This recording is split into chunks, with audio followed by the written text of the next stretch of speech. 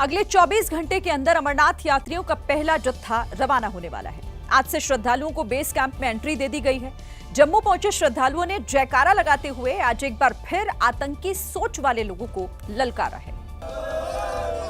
जम्मू में जमा हुए अमरनाथ यात्रियों की खुशी का आज भी ठिकाना नहीं था।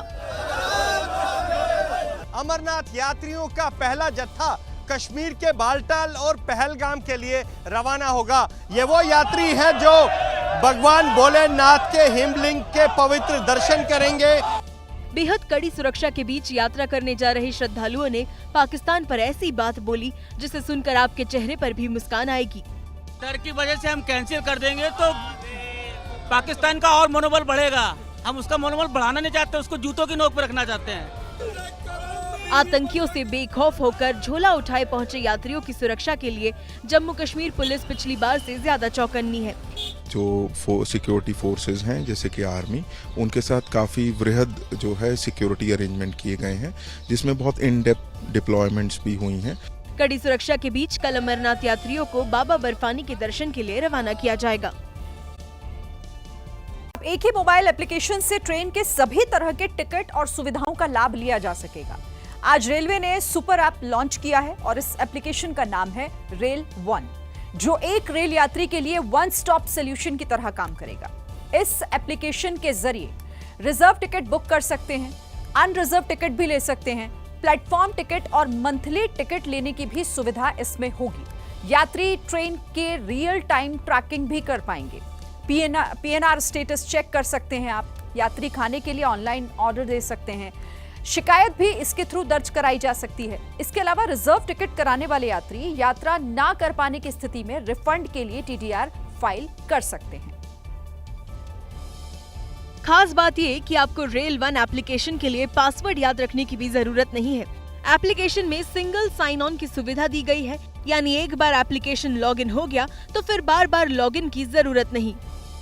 एप्लीकेशन को पुराने रेलवे एप्लीकेशन मसलन rail connect, UTS mobile app की यूजर आईडी के जरिए भी लॉगिन किया जा सकता है। इस एप्लीकेशन को इंस्टॉल करने पर यूजर्स को रेलवे से जुड़ी तमाम सुविधाओं के लिए अलग अलग एप्लीकेशन पर जाने की जरूरत नहीं होगी। एप्लीकेशन में रेलवे ई वॉलेट की भी सुविधा है। ई वॉलेट को सुरक्षित बनाने के लिए एम पिन और बायोमेट्रिक जैसे सिक्योरिटी फीचर्स दिए गए हैं। रेल वन एप्लीकेशन को centre for railway information system ने तैयार किया है। मध्य प्रदेश के आदिवासी मंत्री पर 1000 करोड़ की घूसखोरी का आरोप लगा है। आरोप लगा तो जांच के आदेश भी जारी हुए, लेकिन कुछ ही देर में मंत्री जी को क्लीन चिट मिल गई। आदिवासी मंत्री संपतिया उइके पर आरोप लगा कि केंद्र से जल जीवन मिशन के लिए जो 30,000 करोड़ रुपए जारी हुए थे, उसमें से 1000 करोड़ रुपए संपतिया उइके ने बतौर घूस अपने पास रख लिए। आरोप सामने आने के बाद विभाग ने आनन फानन मंत्री के खिलाफ जांच के आदेश जारी कर दिए।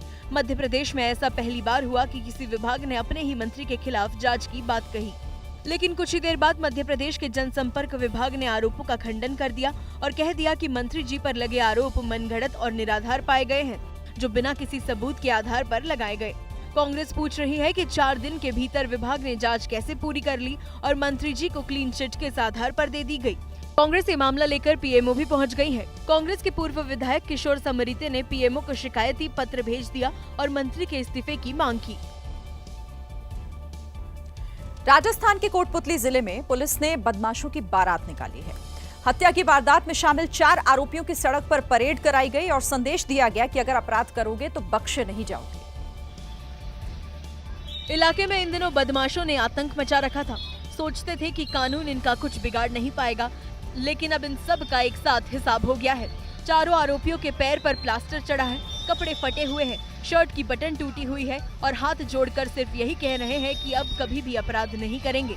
जब प्लास्टर वाले पैर ने जवाब दे दिया तो ये जमीन पर बैठकर आगे बढ़ने की कोशिश करते दिखे, लेकिन पुलिस वालों ने फौरन कहा उठो और टूटे हुए पैरों के बल पर ही थाने तक चलो। चलो पीछे चलो भाई चलो।